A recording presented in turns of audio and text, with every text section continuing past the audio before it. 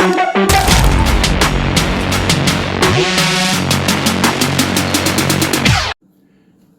you squirt Batman? Yeah. Hey guys, welcome back to the channel. Bonjour, privet, guten tag, hola, and ciao to my foreign friends. And today I'm going to be talking about really quickly unusual knives. And so if you look at this razor right here, pretty cool engraving there, but there's nothing really unusual. It's just a straight razor. But if you look at this, it does the same thing. It's a razor, but it has a replaceable blade in it. This is from Durham Duplex, and it's really unusual, and has a patent of 1907, and it's just unusual. So I kind of gravitate towards those kind of things, even though I have tons of knives like these. We all do, right? All kinds of different knives like these. But I also like the unusual. And so I have a lot of those in my collection. As a matter of fact, I've got so many that I'm going to split this video up. So when this video drops, make sure you check out the second one. They're not duplicates. It's going to be different knives, but it's just too many to put in one video. And so all I'm going to do is talk about these knives real quick. They're not going to be reviews, just why they're unusual. And so first up is this Westinghouse Stockman knife. And I think you can see already that it is a pretty big knife. Matter of fact, this is what's unusual about this. And let me see. Okay, if you take this knife and you open it up, this is my Rat 1. And look at this Stockman compared to my Rat 1. It's absolutely huge. And just kind of unusual. You don't see those every day. And just pretty cool knife. It's also not a gimmick. So this is well-built knife that you can EDC. Okay, this knife here is what I would call a medallion knife, but actually it's a bob knife. I guess you would classify it as a bob knife. And so it has these two little tabs right here. If you pull on it, you have a file on this side, and if you pull this little tab, you have a knife on this side. And I think these are just really cool examples of a different knife. I mean, most knives are like this, right? And this is different. And let's see. So this is an unusual knife in a couple different ways. It's from about 1884, I think. And this is a Frary, made by Frary. But it had a whistle on the end here, and this is a boy's knife. What's unusual about this knife is that, okay, let me try to get a better video here. What's unusual about this knife is it's made out of pewter. And so pewter was the poor man's silver. And pretty much when nickel silver came out, they quit using pewter. So this is just really unusual. It also has a closed back. So it's one of the earliest examples of a closed back knife that you can find. Pretty cool. Just interesting. This knife right here, it's a Robertson, has an arrow shield on it, and I think you can probably find an arrow shield on another knife. But on this knife, if you look right here, this is not where somebody replaced the pen on this. It's factory made, and this little groove used to be red. And so the idea was you had an arrow shooting towards a target. And I think that is unusual. Let's see. This knife here is one of these slip folding knives. You flip it out like this. You turn it around like that. And then while you're holding the grip, that's what holds the knife in place. Similar to a locking blade. And it's just a I don't know. I think it's a really unusual design. It's not rare or anything like that. And then it just folds back in. This folds down and it locks it. Kind of an unusual design. This knife right here is a Gorham knife, and as you can see, it has two button hook blades on it. These were used, you put it through a loop, grab the button, and pull it back through, and it helped people when they were using leather gloves and leather boots and things like that. But it's just very unusual that you see one with two. So every now and then you find a knife that has a button hook on it, but the whole knife is a button hook knife, and I think that's kind of unusual. Sterling silver, by the way. This knife here is just phenomenally unusual. This is an extra large moose knife, and it's made by A.G. Russell in the 90s, and this thing is huge. And so it's 5.5 inches closed. And watch what happens when we compare that to this. So this is a dagger with a 6-inch blade. And look at this pocket knife compared to the dagger. It's just insane. Just insane. But this is a very well made knife. Stag. Pretty nice. Okay. Next up. So this is an EKA knife, and these knives come out of Sweden. You can see a nice cool dragon design. This is a Swedish state seal. On the back you have this beautifully elaborate ship. I mean, you can see all kinds of detail on this ship, and it's fantastic. But the closest thing to these knives was the Toledo knives, which are individual. They used enamel in them and different things and gold. But I just think this is kind of an unusual knife. You don't see knives like these too often. This one right here is really unusual. And so you call this a shadow knife because the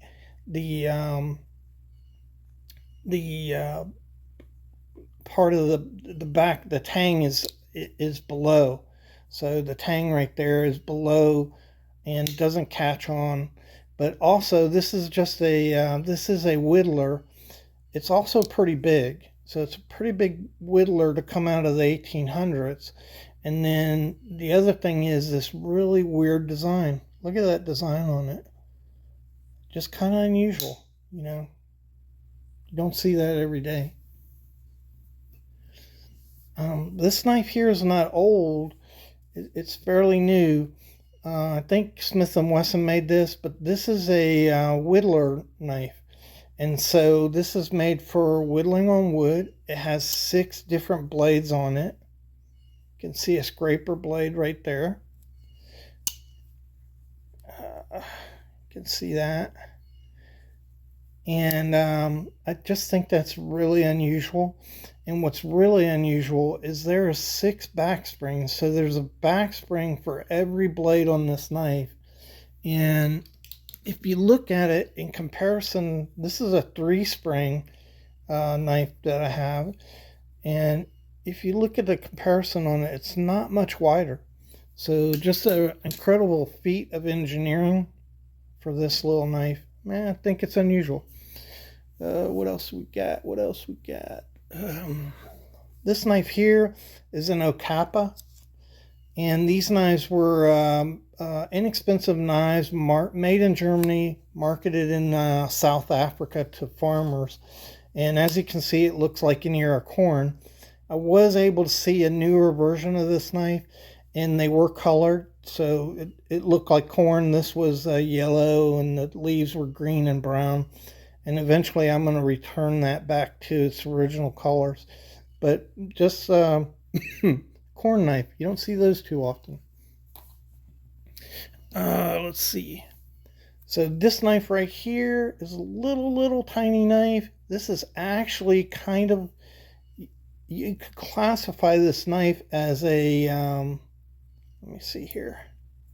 You see how both blades are the same size?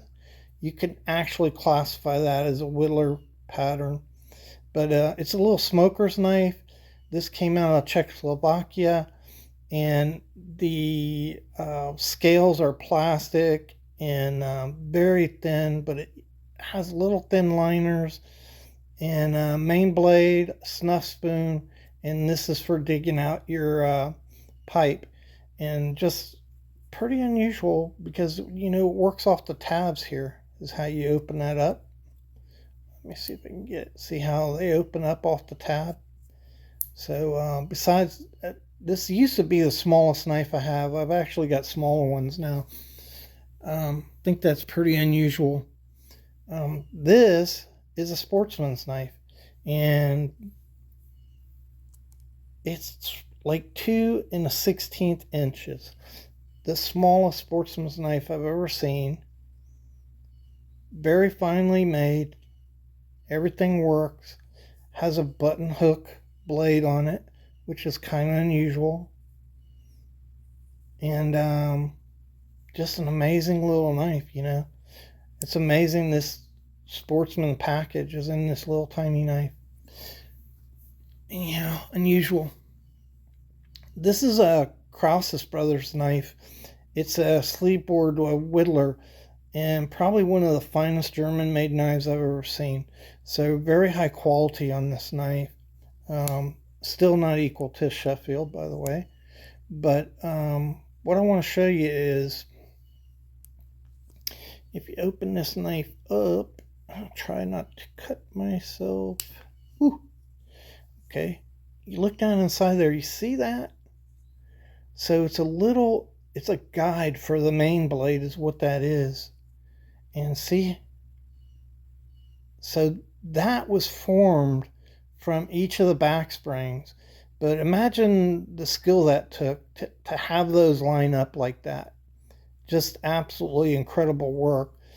I have seen some guides in other knives, but you just don't see that very much. And if you shut this main blade, it goes down in between that guide, and that's what it's supposed to keep the main blade from hitting either of these blades here. Kind of unusual design there. This is a case. It's a Bose design, and you know, I've seen barbed wire on knives. Usually it's on plastic. Sometimes it's engraved, but on plastic. And most of the time that you see this, it's just photocopied onto the scale, and this is actually etched into the bone on here. I've never really seen that, and I think that's kind of unusual.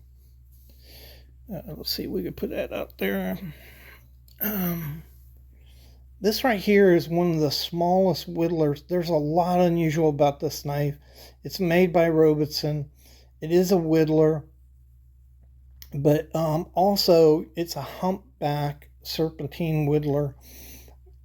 And actually, if you took this hump out, this would be a Warrenclyffe design on this knife.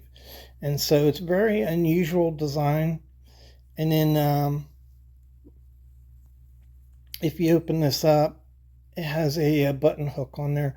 So I can't ever recall seeing a button hook on a whittler before. You see a lot of different manicure blades on whittlers, even scissors, but I don't ever recall seeing a button hook on a whittler before. And that's the smallest whittler I think I've ever seen right there. I think it's about 2 inches. Hold on. We'll measure that out real quick. And it's 2 3/4. May not be the smallest whittler, but I think it's the smallest whittler I have. Okay. This is a little knife. It's sterling silver. Comes from Israel. You can see that right there.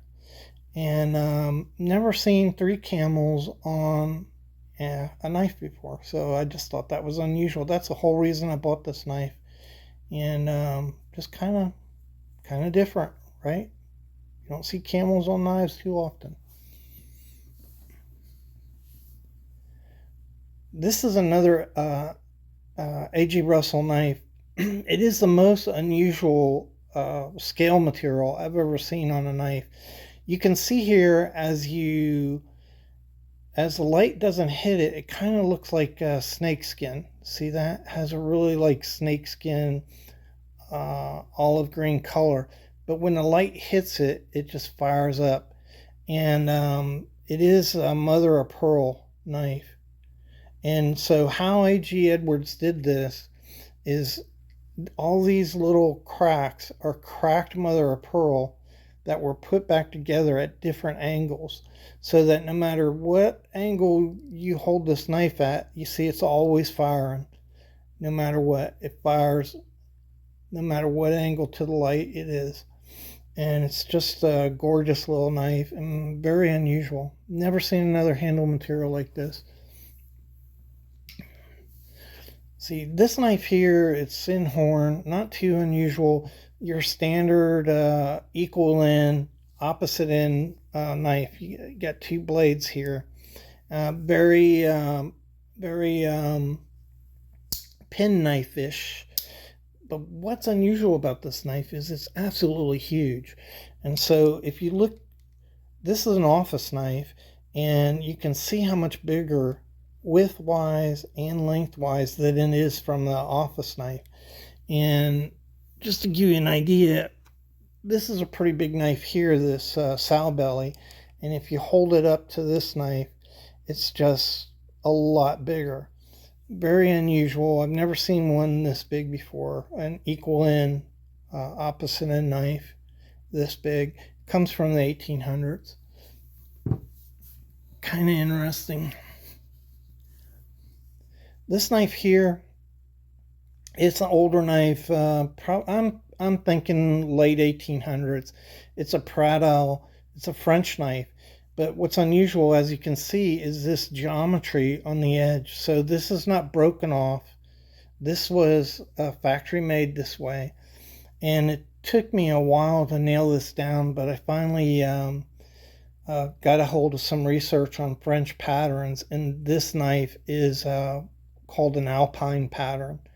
And not too popular in France. Mainly priests use this kind of knife, and nobody else did. Kind of unusual pattern though. What else we got? Here's another French knife. This is made by Terry. You can see some doves here and a stork, and then on the other side you have a lizard. And really really unusual, combination of characters on this knife. But a lizard symbolizes rebirth, regeneration, and renewal, and the stork symbolizes birth. So basically the overall message of this knife is one of happiness, rebirth, and renewal. But it is kind of unusual. Let's see. All right, I'm going to cut the video, and I'm going to do another video on the other unusual knives. I really appreciate you guys watching this. I hope you found it interesting. I know unusual knives, I find them really interesting. And so thanks again for watching the video. I appreciate your support, and we'll talk to you later.